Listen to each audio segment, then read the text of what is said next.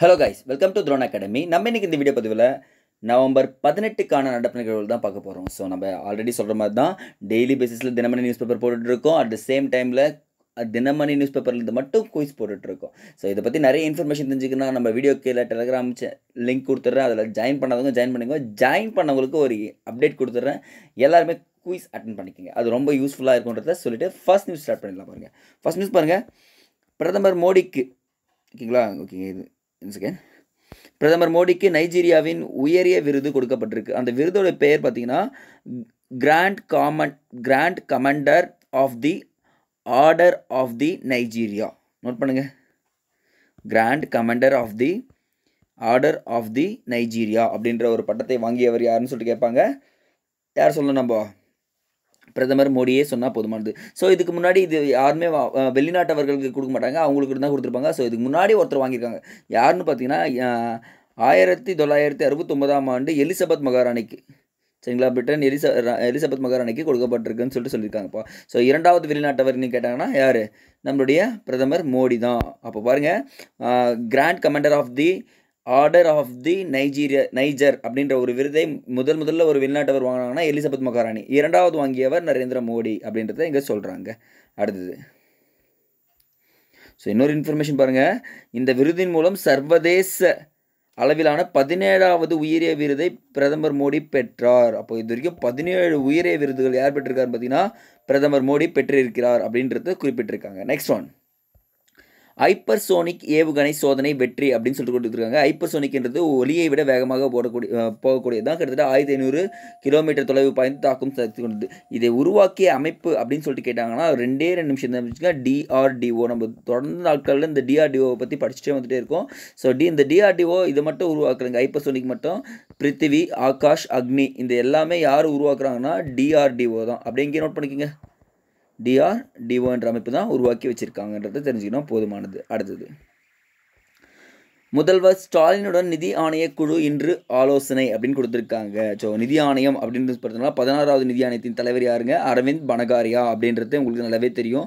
So இந்திய அரசியலமைப்பு சட்டம் 280வது பிரிவின்படி என்ன பண்ணிடுறாங்க பார்த்தீங்கன்னா நிதி ஆணையம் அமைக்கப்படுகிறது அப்படின்னு சொல்கிறாங்க. இந்த நிதி ஆணையம் 5 ஆண்டுகளுக்கு ஒரு முறை பிரசிடென்ட்டால் அமைக்கப்படுங்க. யாரால? ஜனாதிபதியால் அமைக்கப்படும் அப்படின்னு சொல்கிறாங்க. ஸோ இவங்களுடைய பரிந்துரைகள் எல்லாமே நான் உங்களுக்கு பார்த்தீங்கன்னா டீட்டெயிலாக ஒரு ஸ்லாட் போட்டே உங்களுக்கு கொடுத்துட்றேங்க, சரிங்களா? ஸோ இதை மட்டும் தெரிஞ்சுங்க, போதும். நெக்ஸ்ட் ஒன்,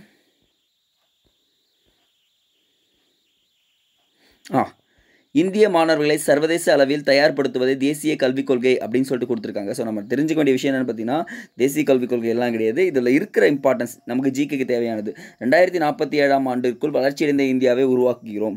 ஓகேங்களா? இப்போதைக்கு எத்தனாவது இடம்னு பார்த்தீங்கன்னா நமது நாடு பொருளாதாரத்தில் ஜிடிபியில் எத்தனாவது இடத்துல இருக்கோம்? 5வது இடத்தில் வைக்கிறோம் அப்படின்னு சொல்லிட்டு சொல்கிறாங்க. ஸோ அடுத்து பாருங்கள், எண்ம பரிவர்த்தனை அப்படின்னு சொல்லக்கூடியது உலக அளவில் 3வது இடத்தில் உள்ளோம். எண்ம பரிவர்த்தனை எத்தனாவது இடத்துல இருக்கோம்? 3வது இடத்தில் உள்ளோம் அப்படின்றத நீங்கள் தெரிஞ்சுக்கணும். இதுதான் கொஷினாக கேட்பாங்க. எத்தனாவது வளர்ச்சி அடைந்த நாடு அப்படின்னு கேட்டாங்கன்னா இது தெரிஞ்சுக்கினா போதுமானது. எக்கனாமிக்ஸில் நீங்கள் மெயின்ஸில் எழுதுகிறப்போ இந்த பாயிண்ட்ஸ்லாம் நீங்கள் கோட் பண்ணி எழுதிங்கன்னா இன்னும் நிறைய மார்க்ஸ் ஸ்கோர் பண்ணலான்றத சொல்லிடுறேங்க. இந்த நெக்ஸ்ட் ஒன், ஸோ இது ஒரு ஜிகே மாதிரி போட்டு எழுதிங்க. 1935 பிரசித்தி பெற்ற சட்டம்ன்றது நமக்கு தெரியும். இந்திய அரசு சட்டம் சிறை நிர்வாகத்தை மாநில பட்டியலில் சேர்த்தது. அப்போ சிறை நிர்வாகம் மாநில பட்டியலில் சேர்க்கப்பட்ட சட்டம் கேட்டாங்கன்னா 1935வது சட்டம்ங்க. ஸோ இது வந்து பார்த்திங்கன்னா எக்ஸ்ட்ரா இன்ஃபர்மேஷன் கண்டிப்பாக பாலிட்டிக்கில் தெரிஞ்சு வச்சுக்கணும். அடுத்தது ரொம்ப ரொம்ப இம்பார்ட்டன்ட்ங்க, பேரழிவை நோக்கி பயணம் அப்படின்னு சொல்லிட்டு கொடுத்துருக்காங்க. ஸோ நம்ம தெரிஞ்சிருக்கோம் அது COP29 அப்படின்றது எங்கே நடந்துச்சுன்னு சொல்லிட்டு பார்த்தோம். அசர்பைஜானில் நடந்திருக்குன்னு சொல்லிட்டு, அதுவும் பாக்கு அதனுடைய தலைநகரம் எது? பாக்குவில் நடந்திருக்குன்னு சொல்லியிருக்காங்க. இதை பற்றி நிறைய சொல்லியிருக்காங்க. பட் 28வது COP28 எங்கே நடந்ததுன்னு சொல்லிட்டு கேட்டாங்கன்னா உங்களுக்கு கண்ணை மூடிட்டு போடலாங்க. COP28ன்றது எங்கே ஜாயின் பண்ணிருக்கு பார்த்தீங்கன்னா இந்த கொடுத்துருக்காங்க பாருங்கள், துபாயில் நடைபெற்றது. COP28 துபாயில் நடைபெற்றது. ஸோ எல்லாத்துக்கும் ஒரு தீம் இருக்கும் பார்த்தீங்களா? இந்த இடத்துல வந்து பார்த்தீங்கன்னா புதைப்படிம எரிசக்தி மனித இனம் பயன்பெறுவதற்காக இறைவன் கொடுத்த கொடை என்று அசர்பைஜானின் தலைவர் இருப்பார்ல, அதிபர், அவருடைய கருத்து சொல்லியிருக்காருங்க. ஸோ புதைப்படிம எரிசக்தி மனித இனம் பயன்பெறுவதற்காக இறைவன் கொடுத்த கொடை அப்படின்ற கருத்து எந்த உச்சி மாநாட்டில் நடத்தப்பட்டது அப்படின்னு சொல்லிட்டு கேட்டாங்கன்னா COP29 அப்படின்றத நீங்கள் தெரிஞ்சுக்கிட்டா போதுமானது. அடுத்தது, ஓகே, இன்றைக்கான குரல் பார்த்தலாமா? ரொம்ப ரொம்ப இம்பார்ட்டன்ட் குரல். நுனிக்கொம்பர் ஏறினான் அஃதிறந்து ஊக்கின் உயிருக்கு இறுதியாகிவிடும். அப்படின்னா ஒரு மரத்தில் ஒரு நுனிக்கொம்பில் ஏறி நின்றவன் அதையும் கடந்து போகணும்னு சொல்கிறான்னா அவன் என்ன பண்ணுவான், அது முறிஞ்சு அவன் கீழே வந்து உயிருக்கே முடிவாகிவிடும் அப்படின்னு தான் இங்கே சொல்கிறாரு. ஸோ ஒரு எல்லைக்கு மீறி சில விஷயங்கள் செய்யக்கூடாதுன்றதையும் சொல்லியிருக்காரு. நெக்ஸ்ட் ஒன் ஓகேங்க பாருங்க. மகப்பேறு நிதி உதவி முறைகேட்டை தடுக்க புதிய திட்டம் அப்படின்னு சொல்லியிருக்காங்க. ஸோ நான் இன்றைக்கி உங்களுக்கு 2 கொஷின் கொடுக்க போகிறேன் கமெண்ட் செக்ஷனில். ரெடியாக எல்லாருமே? இங்கே கொடுத்துருக்கேன் பாருங்கள். பிரதம மந்திரி மாத்ரு வந்தன யோஜனா எப்பொழுது தொடங்கப்பட்டது, அதனுடைய தொகை எவ்வளவு? இதுதாங்க ஃபர்ஸ்ட் கொஷின், அதனுடைய தொகை. சரி, ஓகே, நீங்கள் ஃபஸ்ட் இந்த ஒரு கொஷின் மட்டும் சொல்லுங்கள். பிரதம மந்திரி மாத்ரு வந்தன யோஜனா எப்போது தொடங்கப்பட்டது, அதனுடைய தொகை எவ்வளவு? இதுதான் எக்ஸாம்பிள் கேட்கக்கூடிய கேள்விகளில் ஒன்றா இருக்கும். நெக்ஸ்ட் ஸ்கிப் பண்ணிக்கலாம், இதெல்லாம் வேண்டாம். எஸ், தலைநகர் சண்டிகர் யாருக்கு? பஞ்சாப் ஹரியானா அரசுகள் மோதல்னு சொல்லியிருக்காங்க. பஞ்சாப் ஹரியானா இப்போ என்ன பண்ணுறாங்க பார்த்தீங்கன்னா பெரிய மோதலில் ஈடுபட்டிருக்காங்க. அவன் தலைநகரம் யாருக்குன்னு சொல்லியிருக்காங்க. ஸோ நமக்கு தெரிஞ்சுக்க வேண்டிய விஷயம் என்னன்னா, ஒருங்கிணைந்த பஞ்சாபிலிருந்து பிரிக்கப்பட்ட ஹரியானா வந்து பார்த்திங்கன்னா எந்த ஆண்டில் பிரிக்கப்பட்டதுன்னு கேட்பாங்க. 1966ஆம் ஆண்டு பிரிக்கப்பட்டது அப்படின்றது தெரிஞ்சுக்கினா போதுமானது. மற்றபடி வந்து பார்த்திங்கன்னா இது ஒரே நீதிமன்றம் இருக்குது, அதெல்லாம் கொஷின்ஸ் நிறைய டைம் ரிஃப்ளெக்ட் ஆகிருக்கு. ஸோ இதெல்லாம் தெரிஞ்சுக்குங்க. நெக்ஸ்ட்டு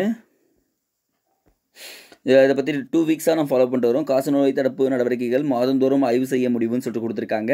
காசநோயை முழுவதுமாக ஒழிக்க மத்திய மாநில அரசுகள் என்ன பண்ணியிருக்காங்க பார்த்தீங்கன்னா 2025க்குள் என்ன பண்ணியிருக்காங்க, இலக்கை நிர்ணயிச்சிருக்காங்கன்னு சொல்லியிருக்காங்க. இதை மட்டும் தெரிஞ்சுக்கங்க.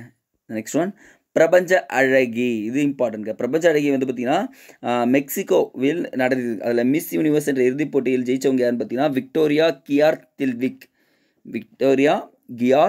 தில்விக் அவங்க தான் வந்து ஜெயிச்சிருக்காங்க. ஸோ இதுவும் கேட்கறதுக்கான வாய்ப்புகள் இருக்குது. ஸோ நம்ம என்ன பண்ணுறோம், டிஎன்பிசியாக இருக்கட்டும், டிஎன்ஆர்பி திஸ் மீன் டிஆர்பியாக இருக்கட்டும், அடுத்தது ஆர்ஆர்பி, பேங்கிங்